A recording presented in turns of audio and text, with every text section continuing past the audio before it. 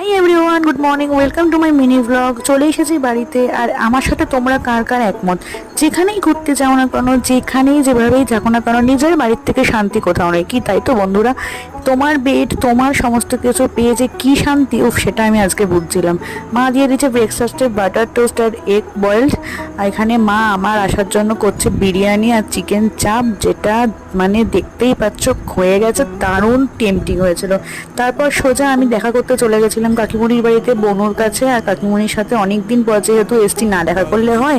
তারপর বাড়িতে এসে স্নান করে এখানে আমি গোপুকে পুজো দিয়ে দিলাম। আর দেখো কত ফুল ফুটেছে গাছে। ফুল হলে তো আমার দারুণ লাগে পুজো দিতে। আর এই দেখো লাঞ্চ টাইমটা দারুণ দারুণ হয়েছিল। মা ফার্স্ট টাইম করেছিল, ফাটিয়ে দিয়েছিল। আর আমি দিদি বাড়ির থেকে এই যে সব বলেছিলাম লেবু নিয়ে আসবো, সব ধরনের লেবু থেকে শুরু করে আমি অনেক কিছু নিয়ে এসেছি।